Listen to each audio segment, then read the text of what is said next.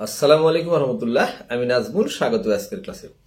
নাজমুলক education ফ্যামিলির পক্ষ থেকে তোমাদের সকলকে শুভেচ্ছা এবং স্বাগতম।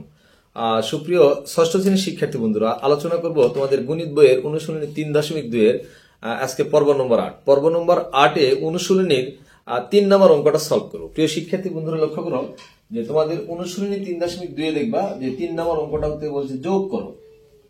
ক নম্বর প্রশ্নটা হচ্ছে 137 এবং -35। 137 এবং -35। ওকে, আচ্ছা আমরা এখন ক নম্বর অঙ্কটা সলভ করব।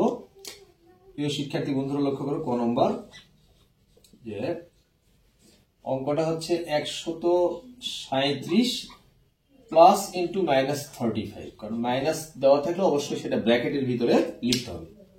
তাহলে 137 আর এখানে আছে -35, তাহলে মাইনাস দেওয়া থাকলে সেটা আমরা ব্র্যাকেটে লিখবো।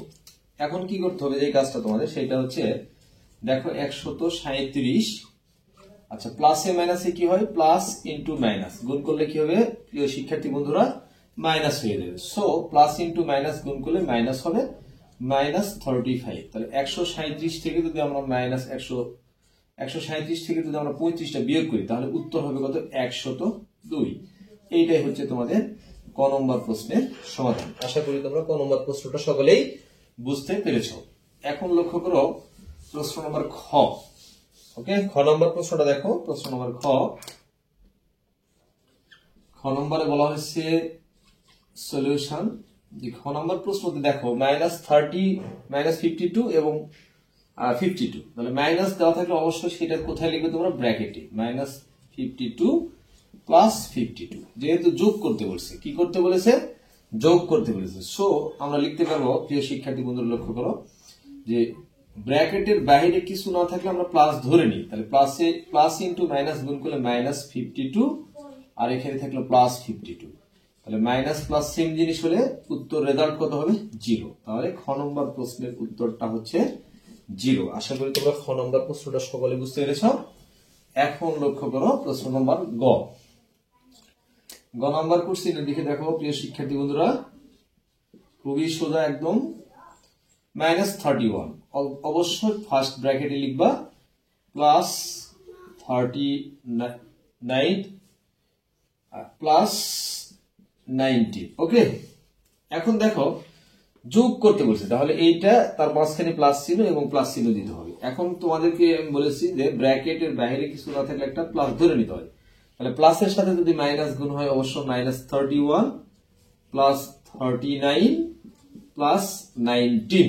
ওকে, এখন দেখো 39 আর 19 যদি আমরা যোগ করি সেক্ষেত্রে উত্তর হবে হচ্ছে 58। 58 থেকে আমরা 31 বিয়োগ দিব। তাহলে 58 থেকে যদি 31 বিয়োগ দেই তাহলে 8 থেকে একবার দিলে 7, 27। এইটাই হচ্ছে আমাদের গ নম্বর প্রশ্নের সমাধান। একদম এট এ গ্লান্স তোমরা দেখে নাও এবং নোট করতে থাকো। এখন যেটা তোমাদের করতে হবে সেটা হচ্ছে অঙ্ক নম্বর ঘ। ঘ নম্বর প্রশ্নের দিকে লক্ষ্য করো। ঘ নম্বর সলিউশনের দিকে আমরা চলে যাব। যে -50 অবশ্য ব্র্যাকেটে দিব প্লাস ইন্টু -200 ব্র্যাকেটে দিব +300। ওকে, এই যে দেখো এইটার সাথে এইটা যোগ প্লাস এইটা যোগ, তাহলে কি হবে এটা, যে ব্র্যাকেটের বাইরে কিছু নাই মানে কি ধরবো আমরা, প্লাস। তাহলে প্লাসের সঙ্গে মাইনাস গুণ হলে অবশ্যই সেটা মাইনাস হবে। প্লাস ইন্টু মাইনাস মানে -200 +300। এখন লক্ষ্য করো প্রিয় শিক্ষার্থী বন্ধুরা, এই যে 300 আমরা 300 লিখলাম, -200 আর -50 মিলে কত হবে, -250। এখন 300 থেকে 250 বাদ দিলে অবশ্যই রেজাল্ট হবে 50। এই ছিল তোমাদের অনুশীলনীর 3-এর যে 4টা প্রশ্ন, সেই 4টা প্রশ্নের সমাধান। আশা করি এই 4টা প্রশ্নের সমাধান তোমরা সকলেই বুঝতে পেরেছো। ধন্যবাদ সকলকে, আল্লাহ হাফিজ।